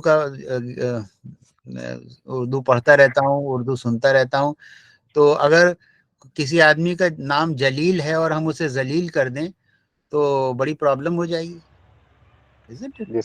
Yes, sir. तो जा और जा साउंड्स हैं, ये थोड़ा इसको, या ऐसी सा और शाह साउंड्स हैं, हम उसको डिस्टिंग्विश नहीं कर पाते। तो मैं ये नहीं कह रहा हूँ कि आप बहुत इस पे you get bog down by this idea, इसको कहीं बैक ऑफ द माइंड रखिएगा। If you can improve the quality of your language, अपने सब्जेक्ट के ही फिलोसफर्स को पढ़िए। जैसे फिजिक्स में देखिए आइंस्टीन को पढ़िए आप, जो फिजिक्स के लोग हैं, तो जब उसकी हम लैंग्वेज पढ़ते हैं तो ही साउंड्स, उसकी एक किताब है आइडियाज एंड ओपिनियंस, वो पढ़ने का इत्तेफाक मेरा हुआ, तो मैंने देखा कि इतने सिंपल अंदाज में वो अपनी बात कहता है। बल्कि कहते ही है कि जब आइंस्टीन रात में बैठता था अपना काम करने, तो उसके बराबर में बहुत बड़ा एक डस्टबिन होता था, और सुबह तक होते होते वो डस्टबिन भर जाता था, क्योंकि वो सारे वक्त इस पे गौर करता रहता था कि मैं जो ये बात कह रहा हूँ E=mc²। अब ये एक एब्स्ट्रैक्ट आइडिया है, उसको मैं ऑडियंस को कैसे समझाऊंगा, आम लोगों को कैसे समझाऊंगा। तो उस लेवल पे आके शायद हमें लैंग्वेज की जरूरत होती है। तो because I see that philosopher in you, that is why I am insisting on this. But overall, it was a high quality presentation. I am very impressed by your performance. Definitely, sir. I will take your suggestion seriously and I will improve. Very good. चलिए, तो अब let us listen to some of other friends. इसमें हम लोग कोशिश करेंगे कि जितने लोगों ने हाथ उठाया था पहले, सबको तो नहीं अकोमोडेट कर पाएंगे, फिर भी मैं नाम, राजेंद्र प्रसाद जी हैं? Yes sir. तो राजेंद्र प्रसाद साहब को सुनेंगे, फिर अर्चना कुमारी मैम को सुनेंगे, फिर डॉक्टर सरिता रानी, डॉक्टर सरिता को सुनेंगे, फिर Santosh Kumar. Okay, very good. Doctor Santosh को सुनेंगे, मोनिका को सुनेंगे और डॉक्टर नीरजा को सुनेंगे। Then I will share my feedback. Okay, so let us begin with doctor Rajendra Prasad. Okay sir, thank you sir. नमस्कार सभी को। मैं अधिगम के संप्रत्यय यानी कॉन्सेप्ट ऑफ लर्निंग के बारे में डिस्कस करूंगा। इसके अंदर मैं जो लर्निंग या अधिगम होता है उसकी जो मीनिंग्स है और उसकी कुछ डेफिनेशन जो साइकोलॉजिस्ट ने दी है, और उसकी कैरेक्टरिस्टिक्स और फैक्टर अफेक्टिंग द लर्निंग, यानी अधिगम को प्रभावित करने वाले कुछ कारणों के बारे में भी बात करूंगा। अधिगम जो है वो, उसका शाब्दिक अर्थ अगर हम कहेंगे, शाब्दिक अर्थ में अधिगम का मतलब होता है सीखना या ग्रहण करना या आधिकारिक प्राप्ति। जो कुछ भी हम सीखते हैं, लर्न करते हैं या परसीव करते हैं, सब अधिगम की श्रेणी में आता है। और जैसा कि हम जानते हैं कि जो लर्निंग होती है, अधिगम होता है, वो जीवन पर्यंत चलने वाली प्रक्रिया है, लाइफ लॉन्ग प्रोसेस। और लेमैन लैंग्वेज में अगर हम कहें तो हम ये कह सकते हैं कि व्यवहार में होने वाले सभी प्रकार के परिवर्तन को हम अधिगम कहते हैं, यानी चेंज इन बिहेवियर। और अच्छा अगर हम कहें तो पॉजिटिव चेंज इन बिहेवियर, यानी व्यवहार में जो सकारात्मक परिवर्तन आते हैं उनको हम अधिगम की श्रेणी में रखते हैं। और ये जो परिवर्तन होते हैं वो आते कैसे हैं? तो एक्सपीरियंसेस से, प्रैक्टिसेस से, ट्रेनिंग से। तो अगर हम इसको कंक्लूड करें तो इस तरीके से कह सकते हैं कि एक्सपीरियंस, ट्रेनिंग एंड प्रैक्टिसेस से जो व्यवहार में चेंजेस आएंगे उनको हम अधिगम की श्रेणी में रखेंगे। और कुछ साइकोलॉजिस्ट जिन्होंने इनको मतलब लर्निंग को एक्सप्लेन किया है, वो कहते हैं कि knowing, acquiring a new knowledge and new responses is the process of learning, यानी कि नए ज्ञान या नई प्रतिक्रियाओं का अर्जन करना ही सीखना है। और स्किनर है, उन्होंने कहा कि व्यवहार में उत्तरोत्तर अनुकूलन की प्रक्रिया को हम अधिगम की श्रेणी में रखते हैं। और है एक बहुत ही मतलब सरल परिभाषा उन्होंने दी है गिलफोर्ड ने, कि व्यवहार के कारण व्यवहार में आया परिवर्तन अधिगम है। यानी जो भी बिहेवियर हम करते हैं उसकी वजह से अगर हमारे व्यवहार में कोई चेंज आ रहा है तो अधिगम। अच्छा, इसके बाद अगर हम उसकी विशेषताओं पर ध्यान दें तो जो कैरेक्टरिस्टिक्स है उसमें सबसे पहली कैरेक्टरिस्टिक कहा जाता है कि जो लर्निंग है, it is not a product, it is a process. यानी ये लाइफ लॉन्ग प्रोसेस है, not a product. And point किसी लर्निंग का नहीं होता है कि आज हमने ये सारी चीजें सीख ली, इसके बाद उसमें कोई चेंज, कोई मॉडिफिकेशन नहीं होने वाला। तो I think the time is over, Dr. Rajendra. Okay sir, thank you. Okay, doctor Archana Kumari. जी सर, जी सर। हेलो। जी हेलो सर, मैं शुरू करूं? जी प्लीज स्टार्ट। ओके सर, सुप्रभात सर, सभी प्रतिभागियों को सुप्रभात। मेरा विषय है महादेवी वर्मा और नारी संघर्षशीलता। महादेवी वर्मा हिंदी साहित्य की ख्याति लब्ध लेखिका भी हैं और कवित्री भी हैं। इनका जन्म 26 मार्च 1907 को फर्रुखाबाद जिले में उत्तर प्रदेश में हुआ था। इनकी मूलतः विशेषता जो मुझे लगती है, वह 1907 में जो महिला जन्म ली हैं, वह आज के स्त्री विमर्श की प्रमुख पैरोकार हैं, क्योंकि उस समय कोई स्त्री विमर्श को जानता तक नहीं था। जब यह अपने काव्य, ये जो इनकी गद्य रचना है श्रृंखला की कणियां, इसमें इन्होंने इसका बहुत बारीकी से वर्णन किया है। उसके बाद सिमोन द बुआ का नाम आता है। और दूसरी बात यह है कि यह जितनी अच्छी गद्य लिखती हैं, उतनी ही पकड़ इनकी काव्य में भी है। जब वह लिखती हैं कि वेदना में जन्म करुणा में मिला आवास, अश्रु चिंता दिवस इसका अश्रु चुनता रात, ठीक है। इसके बावजूद वह आगे बढ़ती हैं, उसके बावजूद वह कहती हैं कि मैं नीर भरी दुख की बदली, विस्तृत नभ का कोई कोना, मेरा न कभी अपना होना, परिचय इतना इतिहास यही, उमड़ी कल थी मिट आज चली। इन शब्दों के बावजूद वह आगे बढ़ते हुए हम सारी महिला को एक संवेद स्वर में जगाती हैं और कहती हैं, इसके बावजूद आगे बढ़ते हुए संघर्ष कभी भी एकाएक नहीं होता, धीरे धीरे होता है, जो इनकी रचनाओं में भी देखा जा सकता है। इसके बाद की पंक्तियां देखिए कितनी मुखर है और कितनी सशक्त है। जब वह कहती हैं सारी महिलाओं को आह्वान करते हुए कि बांध लेंगे क्या तुझे ये मोम के बंधन सजीले, पंथ की बाधा बनेंगे तितलियों के पर रंगीले, तू ना अपनी छाह को अपने लिए कारा बनाना, जाग तुझको दूर जाना, जाग तुझको दूर जाना। महादेवी वर्मा की इन पंक्तियों से हम सभी महिलाएं पहले से भी ओतप्रोत हुई हैं और आगे बढ़ने के लिए मुखर हुई हैं। सशक्त मार्ग एक जो चाहिए पूरे विश्व को, क्योंकि वह कोई भी देश हो या राज्य हो या परिवार हो, बिना महिला के अपूर्ण है। और अगर महिला में सशक्तिकरण आ जाता है तो वह पूरे परिवार को सशक्त करती है। इसलिए मुझे महादेवी बहुत पसंद है और उनकी नारी चेतना में से मैं बहुत ओतप्रोत, बहुत ही मैं उनसे प्रभावित हूँ। इसीलिए मुझे उनकी रचनाएं। Thank you sir, thank you ma'am. Thank you Archana ma'am.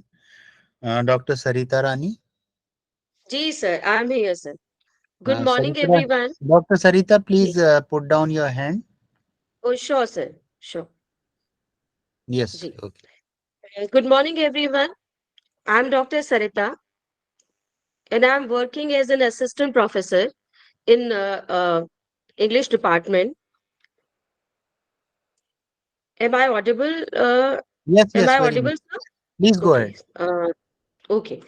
And in English department in Firozabad, at Firozabad, and my topic is dramatic monologue.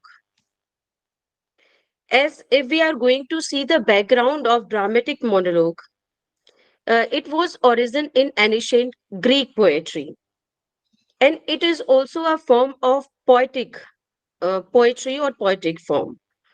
As earlier, actually today I'm giving a presentation on depending on means on basic ways. So I'm telling you this is also a poetic form as sonnet, lyric, and other poems as dramatic monologue. If we are going to concern the title dramatic monologue, dramatic means in a conversational or colloquial manner, and mono means one, or log means dialogue, means the dialogue of a person in a conversational manner. This is the basic meaning of dramatic monologue. If we are going to concern the ages, in which ages basically it has developed mainly.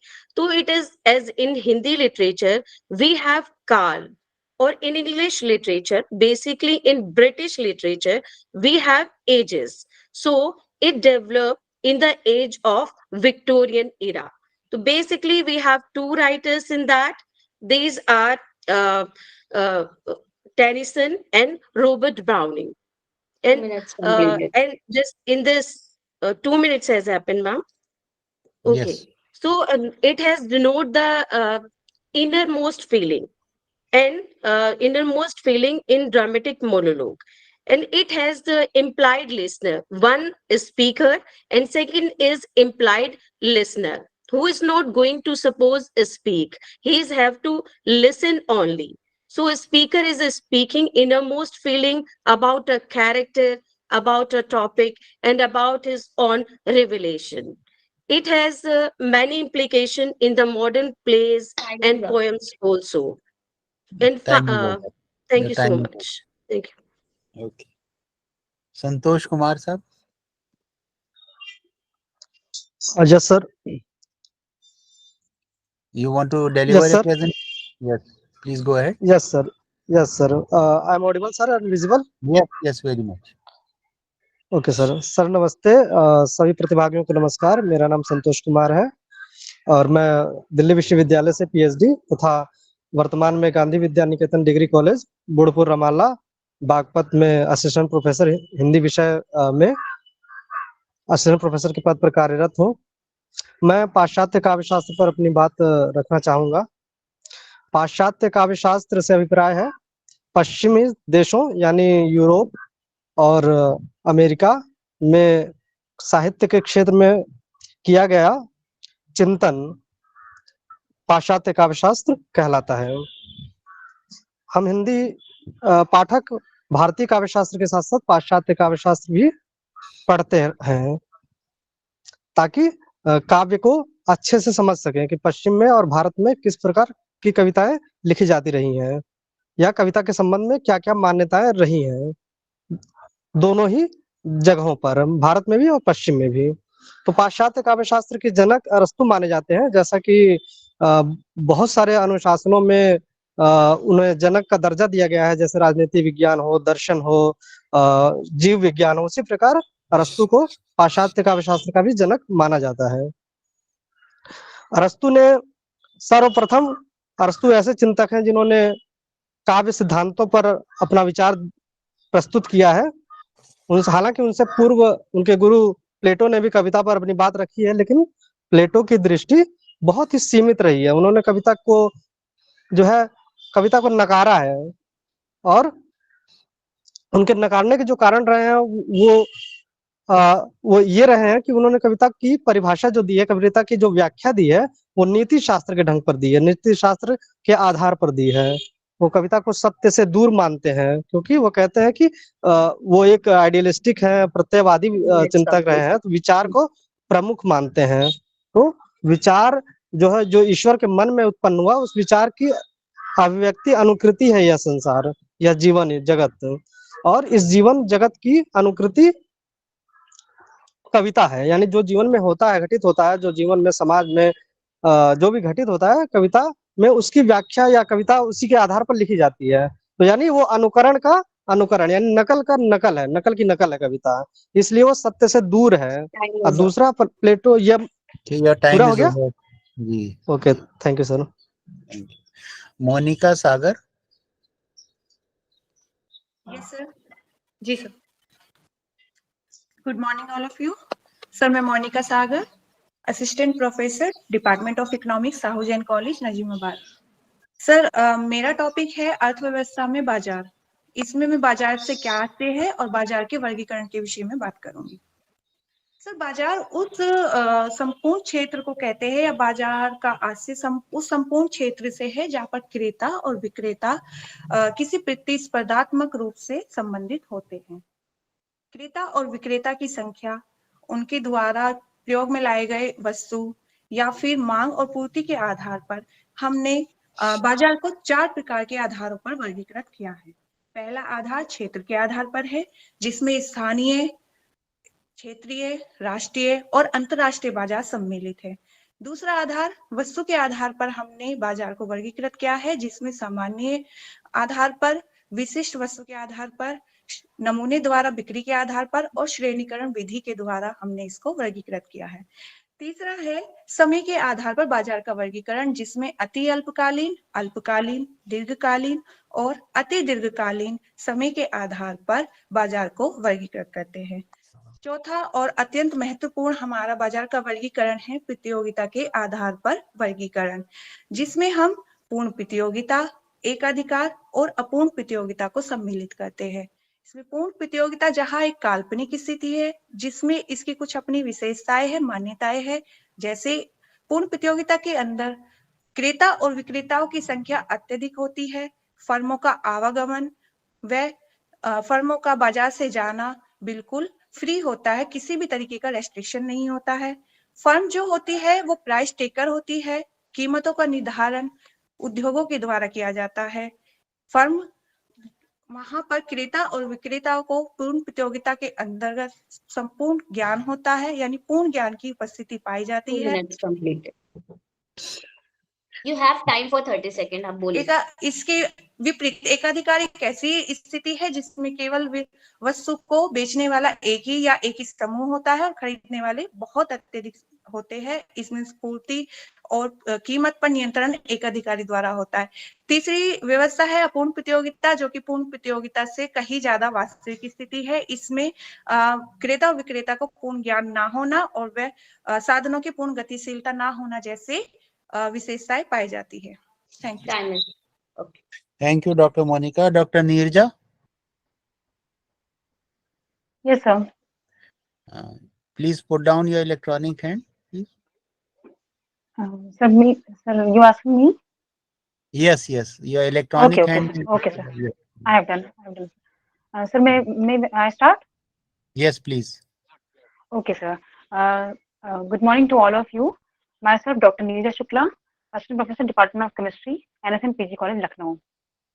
Today, I am going to present here on this platform a very important topic of chemistry, that is chemical kinetics. Chemical kinetics is a topic which is related to the rates of chemical reactions. जैसे कि हम जानते हैं कि हमारे daily life में ही chemistry हर तरफ मौजूद है, हमारी बॉडी में या कि हमारे आसपास में हर तरफ केमिस्ट्री है। तो medicinal chemistry, inorganic chemistry, physical, मतलब जो भी टॉपिक्स आप जहाँ पे देखिए वहां पर आपको केमिस्ट्री कहीं ना कहीं मिल ही जाती है।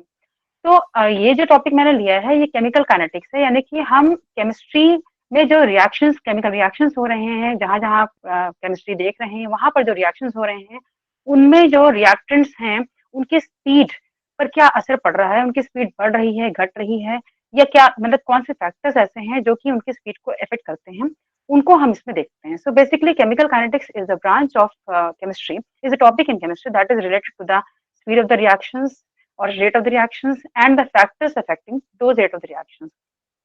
So first important thing to be noted in this topic is that reactions may be of three types: very slow reactions, slow reactions and fast reactions. In the category of very slow reactions, हम देखते हैं अपनी daily life में, बहुत साधारण से example से मैं बात कर रही हूँ, जैसे कि कार्बन के इलेक्ट्रॉप। हम सभी जानते हैं, हम लोग ने 8th 9th में ही पढ़ा होगा इलेक्ट्रॉप्स ऑफ कार्बन। उसमें बहुत ज्यादा साइंस की जरूरत नहीं होती है कि साइंस साइड से किसी ने पढ़ा हो तो उसी को पता होगा।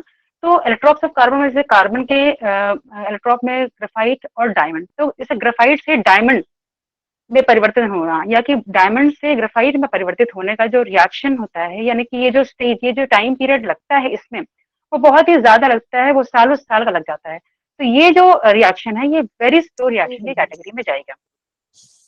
और जो स्लो रिएक्शंस होते हैं वो ऐसे रिएक्शंस होते हैं जिनमें टाइम कम लगता है, जैसे कि 10⁻14 to 10⁻17 सेकंड्स का लगता है। फास्ट रिएक्शंस ऐसे रिएक्शंस होते हैं जो तुरंत हो जाते हैं, जैसे कि पेट्रोल की सहायता से कार के इंजन का चलना, बर्निंग ऑफ मैच स्टिक। तो ये सारे रिएक्शंस होते हैं फास्ट रिएक्शन कैटेगरी में जाते हैं। और इसके अलावा हम और देखते हैं, आगे बात करते हैं ऑर्डर ऑफ रिएक्शंस की, मॉलिक्यूलरिटी ऑफ रिएक्शंस की। मॉलिक्यूलरिटी ऑफ रिएक्शन क्या होती है? तो जितने मॉलिक्यूल्स किसी भी रिएक्शन में पार्टिसिपेट करते हैं। Okay, thank you, ma'am. Thanks a lot. Thank you. Okay, now we have listened to 6 participants in this round, and I was sort of reflecting on what did we learn, and then how much of that learning was actually imbibed and passed on. क्योंकि doctor Rajendra प्रसाद ने learning के बारे में ही बात की थी। तो जैसे एक बात मैंने गौर की कि बाई एंड लार्ज देखिए अभी भी डिडक्टिव लॉजिक का ही हम लोग इस्तेमाल कर रहे हैं, चाहे वो प्रेजेंटेशन बाजार पे हुआ हो या केमिस्ट्री में ये केमिकल काइनेटिक्स यानी रेट ऑफ रिएक्शंस की बात हुई हो, या डॉक्टर सरिता रानी ने ड्रामेटिक मोनोलॉग और डायलॉग की बात की हो। तो इवन फॉर एग्जांपल हम लोगों ने ये वेस्टर्न लिटरेचर पाश्चात्य साहित्य के बारे में बात हुई हो।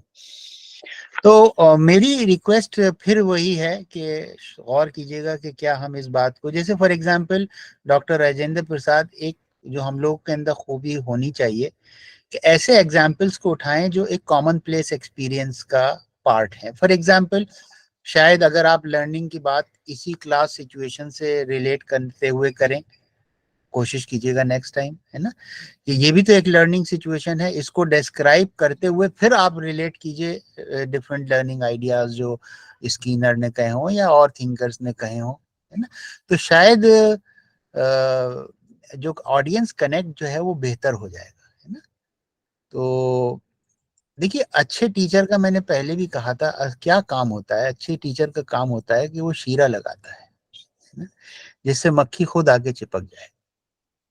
तो उसको स्टार्ट ऐसे करना पड़ता है कि वो बहुत एक इंगेजिंग स्टार्ट जिसे कहते हैं, और सबसे इंगेजिंग क्लास यही होती है कि हम ऐसी बात करें कि जो उसके कॉमन लाइफ एक्सपीरियंसेस का हिस्सा हो, और हम वो एक प्लेटफॉर्म, एक कनेक्ट पैदा कर देते हैं, वहां से फिर बात शुरू हो तो और ज्यादा अच्छा होता है। तो आपके अंदर बहुत खूबियां नजर आती हैं, खासतौर से आपके अंदर जो चीज़ों को एक्सप्लेन करने की खूबी है वो बहुत अच्छी है। लेकिन मेरी रिक्वेस्ट ये होगी कि आप अगर डिडक्टिव लॉजिक से के बजाय कभी कभी इंडक्टिव लॉजिक को यूज करके अपनी बात कहें तो शायद और इफेक्टिव या it will stay better with the audience.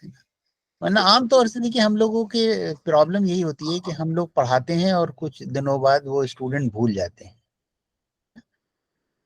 लेकिन हम लोग जैसे मैं आपको एक मिसाल दूं, तकरीबन 20 साल पहले मैंने ये बात सुनी थी। म्यूजिक की टीचर थी एक लेडी, और यहाँ ऑफलाइन प्रेजेंटेशंस हो रहे थे, तो उसने एक बात कही कि देखिए म्यूजिक जो है वो हमारी पर्सनालिटी का इनबिल्ट हिस्सा है। और उसने एक पहली बात जो की उसने ये कही कि देखिए हम माँ के पेट में 9 महीने रहते हैं, और हम उस 9 महीनों में सिर्फ माँ की धड़कन सुनते हैं, दिल की धड़कन, और उस धड़कन में एक रिदम होता है, एक कंटिन्यूटी होती है, एक तसलसल होता है, एक कंसिस्टेंसी होती है।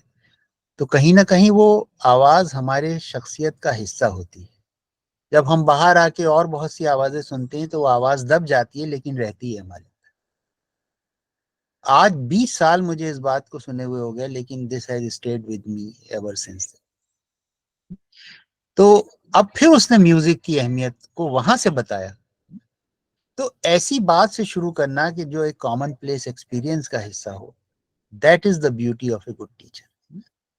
तो शीरा लगाइए, मक्खी खुद चिपक जाएगी आगे, है ना।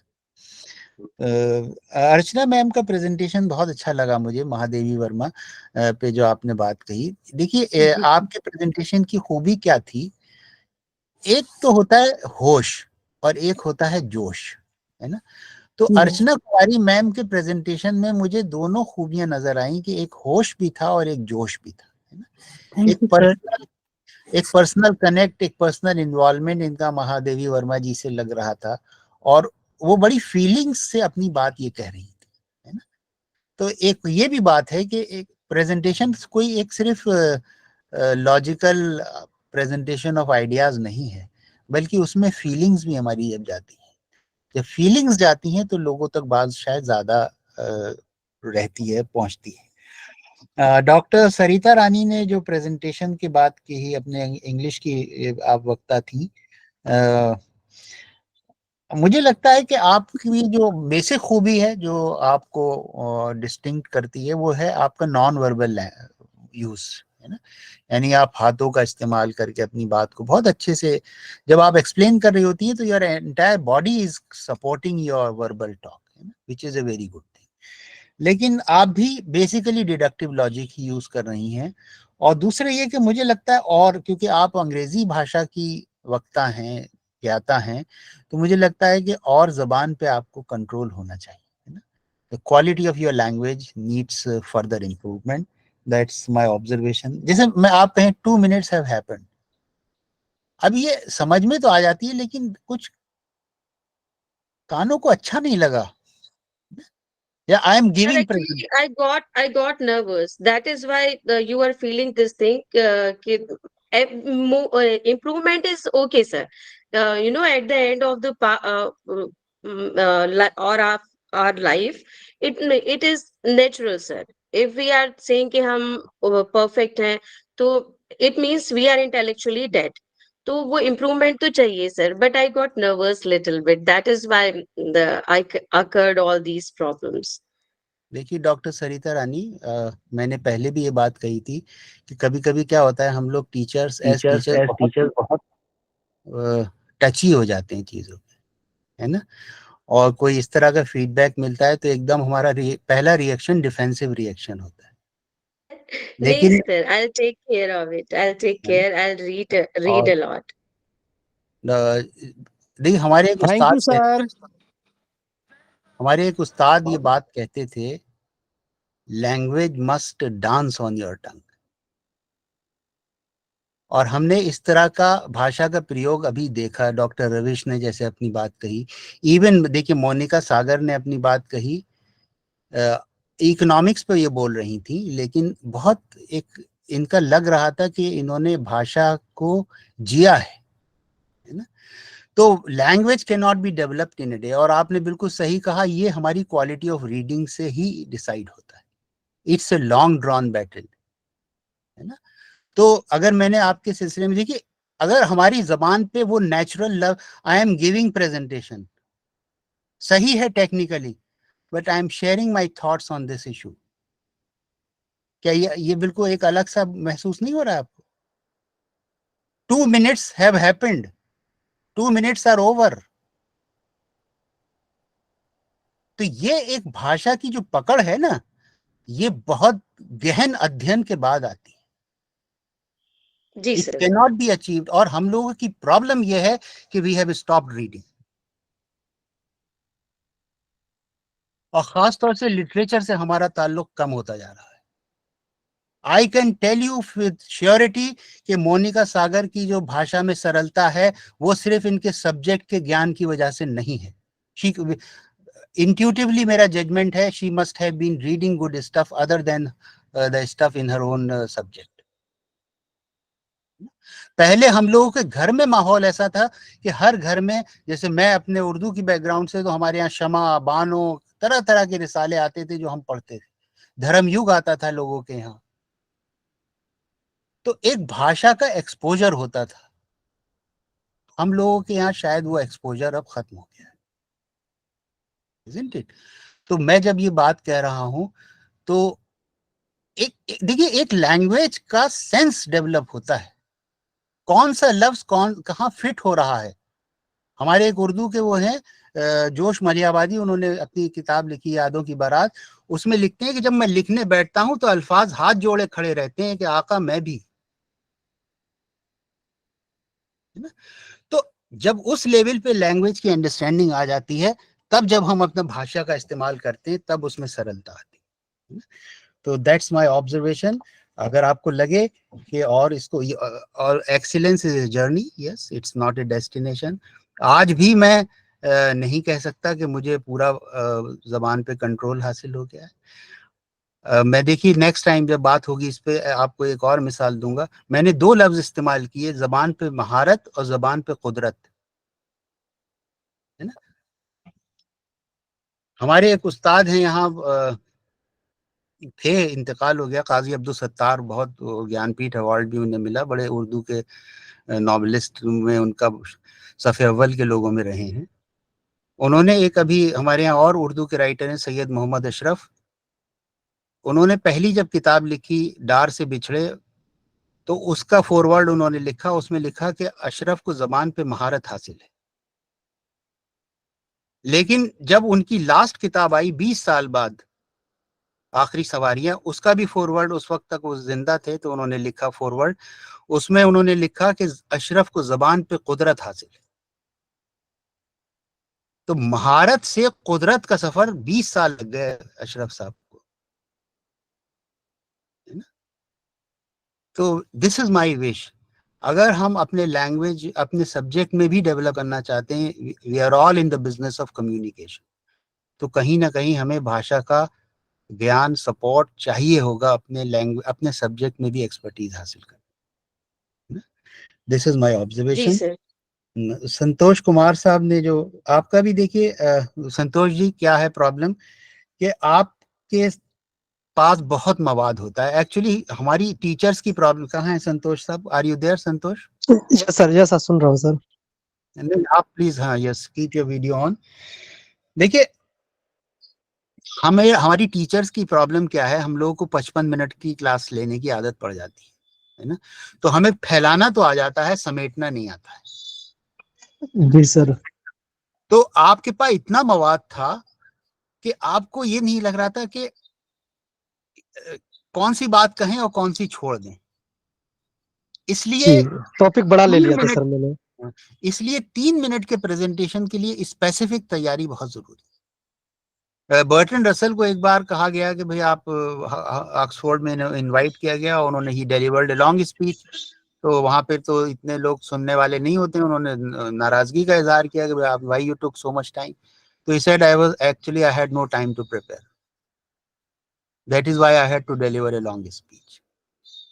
तो 55 मिनट की क्लास लेना आसान है, 5 मिनट का प्रेजेंटेशन करना बहुत मुश्किल है, क्योंकि उसके लिए स्पेसिफिक प्रिपरेशन चाहिए होती है। क्या होता है एक्चुअली, हमारे आपके पास भी बहुत मवाद था, लेकिन उसमें से ये शिफ्ट करना या ये छन्नी में छान के निकालना कि कौन सा मवाद मुझे पेश करना है, तो आपकी बात फैल ज्यादा गई और फिर उसे समेटने में आपको दिक्कत हुई। Next time try to you know, इसीलिए हम एक प्रेजेंटेशन की कहते हैं क्रिस्पनेस, कॉम्पैक्टनेस, गागर में सागर भरना, है ना जी। ये एक खूबी और डेवलप होगी तो आप अच्छे यू हैव गुड बेस, और आपका एक मल्टी डायमेंशनल पर्सपेक्टिव है, मतलब वेस्टर्न लिटरेचर, आप हालांकि हिंदी भाषा के हैं लेकिन आप वेस्टर्न लिटरेचर का अच्छा ज्ञान रखते हैं, that is a very good thing, but try to you know crystallize understanding. Monika, आपका प्रेजेंटेशन जैसे मैंने कहा, in terms of flow, in terms of language base, in terms of ideas, clarity of ideas बहुत अच्छा था, लेकिन आप भी डिडक्टिव लॉजिक ही यूज कर रही थी, है ना। आप एग्जाम्पल से बात शुरू कीजिए, जो तीनों प्रकार आप समझाना चाहती हैं, हर एक का पहले मिसाल दे दीजिए लोगों के सामने, फिर अपनी बात बताइए, you will be far more effective as a teacher. इसी तरह डॉक्टर नीरजा ने जो केमिकल काइनेटिक्स की बात की, रेट ऑफ रिएक्शन की बात की, आपका भी मुझे लगता है कि बेसिकली प्रॉब्लम वही है कि हम लोग डिडक्टिव लॉजिक के लिए we are used to using it, है ना। तो मेरी रिक्वेस्ट ये होगी, try inductive logic, I am sure you will be far more effective as a teacher, है ना। तो क्योंकि आपके अंदर भी सब्जेक्ट की अंडरस्टैंडिंग है और ओवरऑल बहुत अच्छा है आपका सब्जेक्ट का ज्ञान, लेकिन मुझे लगता है कि हम लोग को यही सीखना पड़ेगा कि अपनी बात को और बेहतर अंदाज में कैसे दूसरे तक पहुंचाएं, दूसरे को अपने साथ जोड़ें कैसे पहले। Well begin is half done. Teacher की इफेक्टिवनेस शुरू के 5 मिनट में तय हो जाती है क्लास में, audience will be with me और will not be with me, है ना। So I hope I was able to communicate some elements of good presentation. कल हम लोग we will repeat this process, and I am sorry if I have hurt anyone in the process, but my idea was to share my feedback as honestly as possible. हालांकि मेरे पास limited sample है, जाहिर है। Thank you so much sir, आपके comment किसी को भी hurt नहीं गए। Try to use the inductive knowledge. आपका very important session regarding presentation skills. कल we will repeat this process, और मैं thank you I am thank you sir, sharing my phone number, मेरा व्हाट्सएप नंबर ही है। बहुत धन्यवाद। Thank you sir. तो जो लोग कल प्रेजेंटेशन देना चाहते हैं, beforehand so that I can sir कहाँ पर है सर कॉन्टैक्ट नंबर और अभी मैंने चैट बॉक्स पे डाला है 9412274252 है। प्लीज इसको आप नोट 9412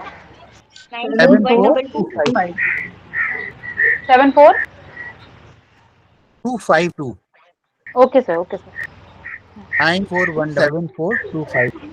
तो बहुत से लोगों ने हाथ रेस किया था लेकिन मैं नोट नहीं कर पाया। Yes, sir, got it. You can send me a message, I will jot.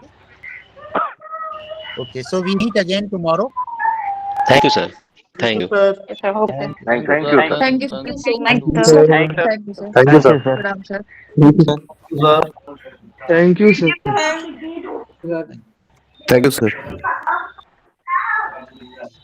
Thank you so much, sir.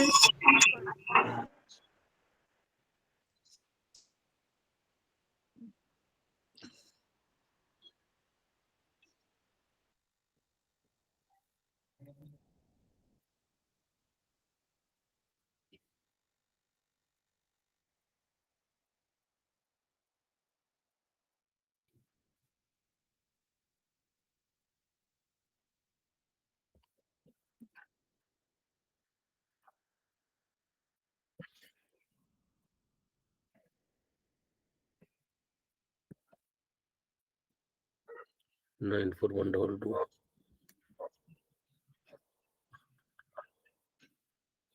74.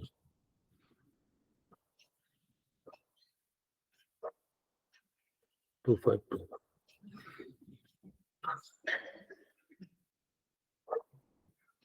9412274252.